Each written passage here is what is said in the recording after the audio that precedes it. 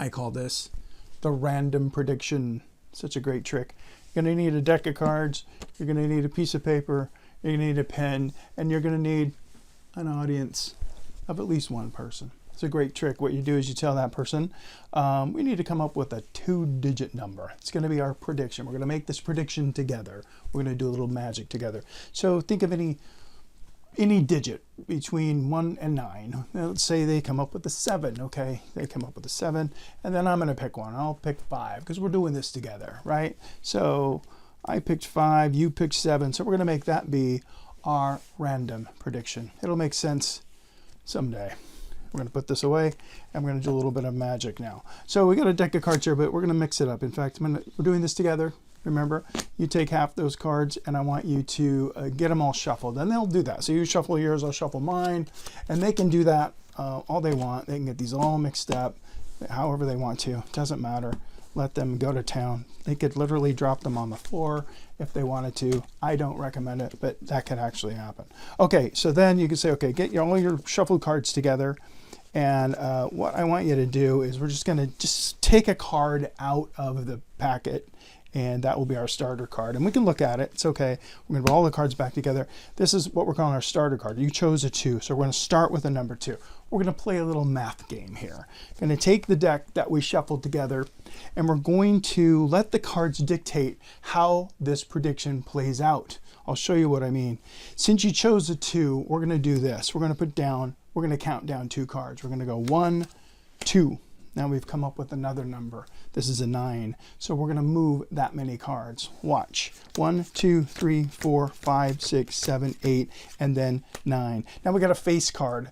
A jack, queen, and a king are all worth 10 in this game. So we're going to count down 10 cards based on this randomness. So we're going to go 1, 2, 3, 4, 5, 6, 7, 8, 9, and 10. This time we got a 3. You know what's going to happen. 1, 2, and 3. And this time we have a 7. So we're going to go like this. 1, 2, 3, 4, 5, 6, and then 7.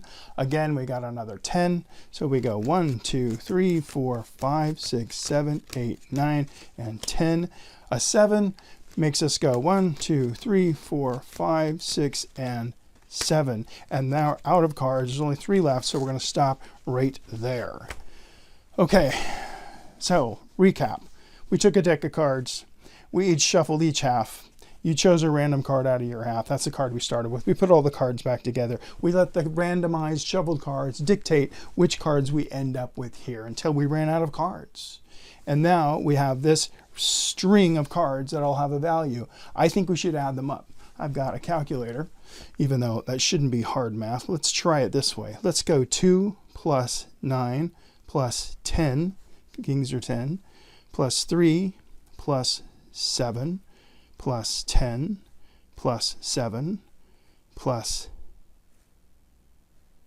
9 equals 57. That's interesting, isn't it? We did it together. A random prediction. Now that's a fun trick to do with somebody, and it works every time if you just follow the simple math. There's not much to it. Well, there is a little bit to setting it up. I better tell you, I better warn you right now. There's a little bit of a setup, but once it's set up, it's the rest of it's kind of automatic.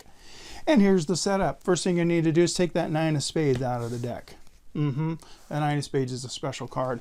It's going to be what we call a marker card. So we're going to set that aside. The other thing we're going to need to do to set up the deck just a little bit is we're going to need 10 cards, ace through 10, any suit. So we're going to go like this. We need an ace, we need a 2 and a 3. We're going to need another 9 and then a 10. So what we have here now, shuffled cards over here, mixed up deck, doesn't matter, and then 10 cards, ace through 10, but we need them in this order. We need them reversed. We need to go 10, 9, 8, 7, 6, 5, 4, 3, 2, 1. Ace on the face. That's how you can remember it. We want the ace on the face. This is the bottom of the deck, and this is the top of the deck. The 10 is here. Now remember our special card, the 9. We're going to put that on the ace. So we have the ace on the face, and then our special marker card right there. So what I have here, this is the only setup, is I have a packet of cards that starts with the 9 of spades, and then it goes from ace up to the 10 in any suit. That's the whole setup. These cards must remain on the bottom of the deck the whole time. And that's why when we shuffle them, we cut the deck in half and let them shuffle their half to their heart's content, because they can. So before we do the trick though, and this is really a cool part, our deck is all set up, okay, so you got that. Now we have to get a piece of paper. Let me get a fresh one here. We got a piece of paper here, and we ask our spectator to pick any digit between 1 and 9. Now, what I would do is not tell them that you're going to pick one as well, because it might work out that they can pick both of them. There's a 1 in 10 chance or 1 in 9 chance that they will. But let's just say they can pick any digit they want. Now, here's how it works. Whatever digit they choose, whether it's a 1 through 9, the other digit has to be a 5. Because your total here needs to be either 51, 52, 53, 54, all the way up to 59. Those are the only options. So if they pick a 7 like they did, I said, okay, then I'll pick a 5, and I made it 57. If that spectator picked a 2, you want a 2, okay, then I'm going to pick, oh, let's see, I'll pick a 5, and we'll make it 52. So whatever they choose, you pick a 5. Now the reason why I say they may be able to pick both of them is because if they happen to pick 5, that's good news. You can say, pick a digit, and they say 5. And what you do is you'd write down the 5, say, what's the other digit you'd like? And then something different than a 5, right? They can pick a 1, 2, 3, whatever, and then they pick both digits. So sometimes that happens, 1 out of 9 times, I guess, but it's okay if it doesn't. So you let them pick the first one. Let's say, and last time they picked a 7. Let's do it differently in this demo. Let's say they pick a 3, okay? So you say, okay, you picked a 3. Then I'm going to pick a 5. How's a 5 sound? Okay, so we made this prediction together. We both decided in those numbers that will be our final number. So as long as we end up with a 51 through 59, we're good to go. Now the next thing that happened was I split the deck in half like this. And I said, I want you to take this half and shuffle it up all you want. This is misdirection. These cards can be shuffled, doesn't matter. Reason why we want them to shuffle these cards is because we're going to do something sneaky. I have to get this packet ready to handle the 53. Very easy move. All I have to do is I have to take 7 cards from here, from the top, and move them to the bottom. That's going to be easy because we're shuffling our cards right now. Just like they're shuffling, I'm going to shuffle. And I'm going to go 1, 2, 3, 4, 5, 6, 7. Done. I just did my sneaky move. I might do a couple of these like this while they're shuffling and help them a little bit. Okay. And in the background, it looked like I was shuffling while they were shuffling, when all I did was I moved 7 cards. Now, why did I move 7 cards? Here's why. Because they chose a 3. And the difference between 3 and 10 is 7. So their number, their digit, is going to determine how many cards I shuffle from the top of my packet to the bottom. I put 7 down there because they chose a 3. If they had chosen a 1, I'd be moving 9 cards. A 2, I'd be moving 8 cards, and so on. If they picked a 5, I'm going to move 5 cards, whatever the difference is to make 10.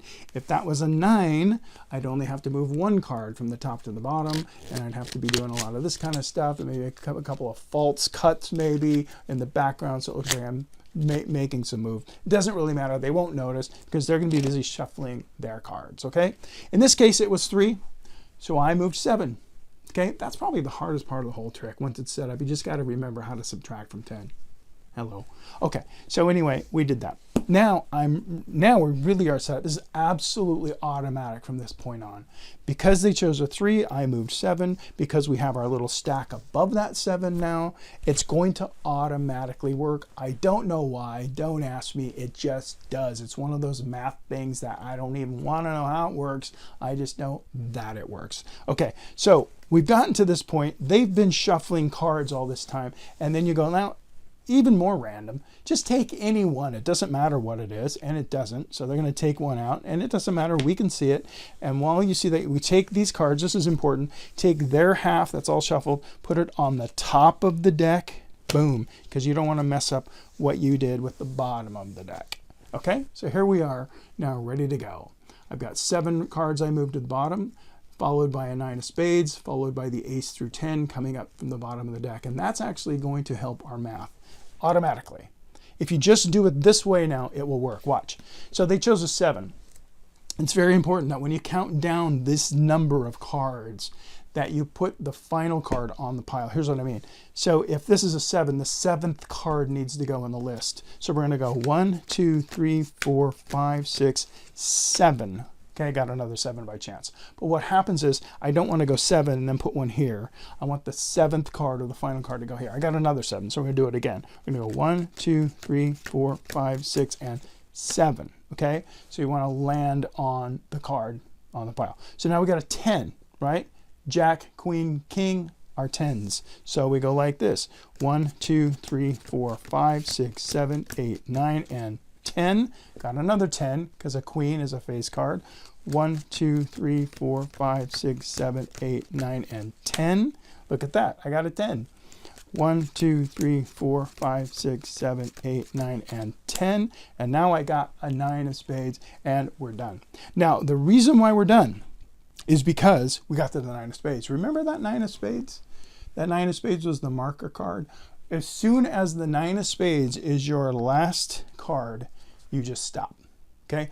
And now we happen to get a lot of high cards here because we got 3 10s here. We got to the 9 of spades pretty quickly and we're left with a few. But that's okay. It doesn't matter because we're just going to stop and say, okay, we don't have a lot of cards left over. Sometimes you'll be left with, only 2 or 3 cards. Say, oh, I'm out of cards. But it doesn't matter in this case. As soon as you get to the 9 of spades, that's your marker. You know you hit it. Let's add these up. This is pretty easy actually because we got 10, 20, 30, 39. 39 plus 7 is 46 plus 7, 53. You can use a calculator if you want. Believe me, that's what it is, 53. Every time, right? So, recap. When you pick when you set up, you want the 9 of spades set aside. You want the ace through 10 of any suit going up, ace on the face.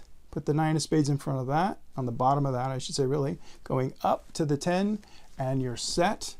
They pick a digit, you pick a digit, you end up with a 50-something. Whatever that digit is, after you've split the cards and they're shuffling, if their digit is a 3, whatever their digit is, the difference between their digit and 10 is how many cards you count down. And so if they picked a 7, you'd go 1, 2, 3, and you're set. You're ready to go. They take a random card. That's the starter card. You're going to go like this and begin.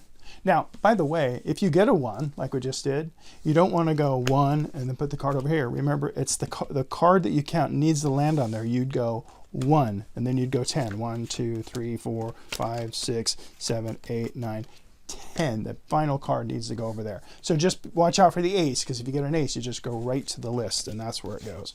Okay. That may have been a little confusing, and that's why this is a video, and you can replay it and watch it again. But actually, if you really pay attention, it's not that bad at all. Hardest part is probably remembering to move those cards from the top of your packet to the bottom. But you got a good excuse for doing this because you're shuffling your cards while they're shuffling their cards. And that's something I call the random prediction. Really cool. Go try it.